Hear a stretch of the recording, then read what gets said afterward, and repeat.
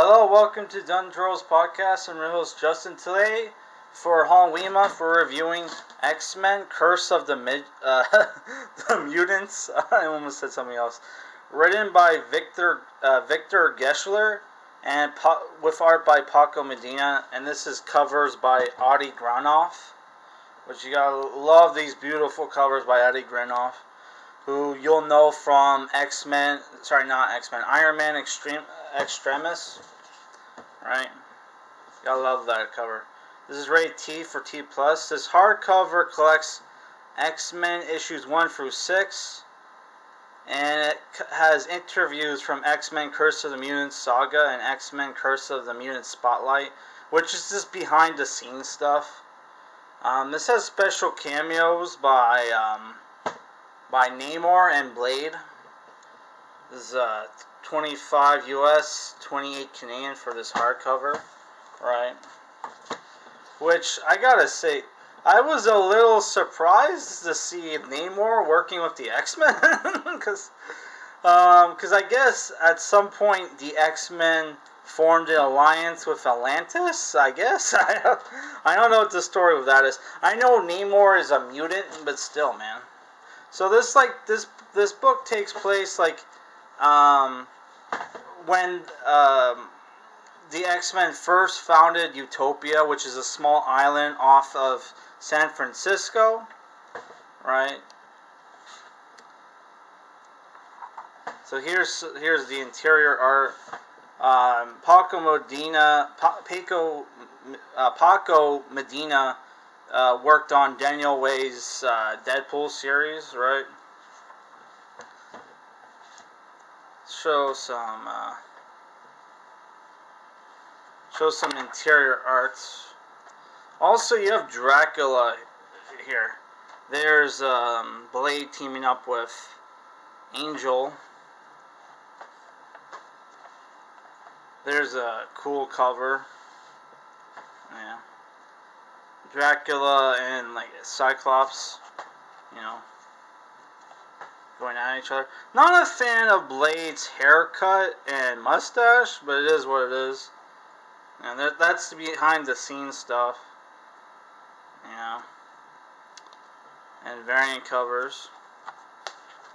So the story for this book is basically Zaris, who is the son of Dracula, intends to turn the mutants into vampires and put them under his command, right?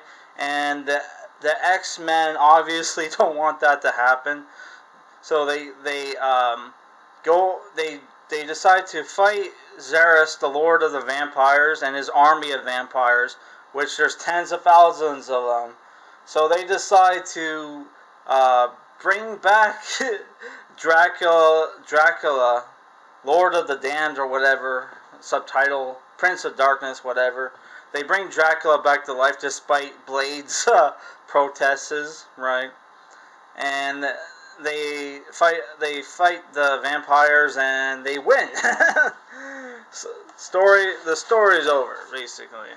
Though I kind of don't know how the fuck they won, because again, there was tens of thousands of them, right? And they just seemed to pull it off, even though, strategically they were at a disadvantage because they're fighting defensively with smaller numbers, so strategically they should have been screwed, but they were able to pull it off, right?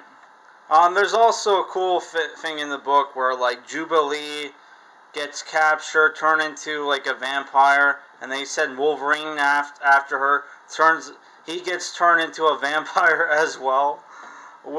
And there's a little cool plot twist where how they deal with, how Cyclops deals with Wolverine, who's now a vampire. Right. And you got some cool action in the book. Right. And some cool humor, which is Victor Gischler's strong point. So there's some cool action in this book. Good humor. And I like the dialogue. The dialogue was funny. Warren Worthington aka Angel, gives Blade a hard time for liking Lady Gaga, which I thought was funny. Yeah, there's like pop culture references here and there, but not too much that it's kind of cringe, right? If you're a fan of the Blade movies, there's some like stuff in there, little Easter eggs, right? Where like they go up, where they fight familiars and they have the little glyphs on their necks. So that was cool. Also, Namor's in the book. Apparently, there's like a spin-off comic where Namor goes off on a journey to find Dracula's head, which is, they should have put that in this book, man. But like, that. Yeah, you're gonna have to get that. It was like Namor, the first mutant, or whatever, issue 1, right? So they just show like Namor heading off and coming back with the head, which Namor is a cool character. Kind of not used too well in this book, but it's fine. It's fine. At least they don't like make him out to be an asshole like most Namor cameos, right? Yeah. So I gotta say, I love this book, and I think if you're a fan of Victor Gischler's Deadpool stuff, you'll like this book. This was a fun, lighthearted adventure with some over-the-top violence and gore here and there, right? But it worked with the story, right? And it's fun to see, like, our characters, not having, like, despite the fact that they're fighting vampires, it wasn't a dark, gloomy story where they're facing genocide like they usually do, right?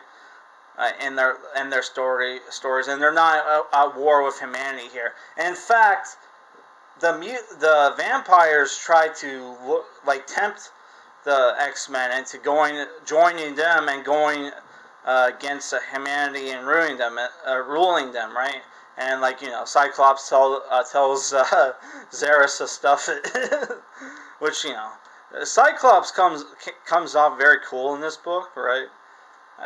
Like, he shows some great leadership skills, though I thought strategically some of the choices he made kind of didn't make sense, but it was like, whatever, it worked out anyway, which is somewhat bad writing, but overall I thought it was a cool book. And I did pick up the sequel to this book, which has Spider-Man in it, which I might review at some point, right? Which I want to pick up more Victor Gischler's run, because it for people who like X-Men but don't like all the SJW political stuff, I would totally recommend this book, right? And it's kind of cool that you have Blade in there, though it is comedic. So if you're not a fan of comedic books, you might not like this, but I thought overall the book was good. So I'm giving it like a 7 out of 10, right? So my next review is going to be Army of Darkness, League of Light Assemble by Dynamite, which apparently this is 9 issues, which is like, what the fuck? Totally doesn't look like a 9-issue trade. But, according to the inside it is, which I read the first issue, it was not so bad. Not so bad. It's pretty good. So yeah, that's it for this review, guys. Also, I forgot to mention, I went out and got a Google Play card, and I saw that the Alan Moore Swamp Thing run, like all the books were on sale. So I bought the first one digitally, of course. It was like less than $8. So I bought the book digitally, and I'll be reviewing that for Halloween month. But obviously, because it's a digital book, I'll be doing my review audio only. It won't be like on camera like this. Alright, guys, peace. Which I won't be reviewing that Swamp Thing book after this one. We'll hold it off till like later in the month, because we want to save some of the good stuff for, we want to save the best for last. But not to say that the Swamp Thing book will be our last review, but I'm saying, we want to save some of the better books, for the end of the month. Alright.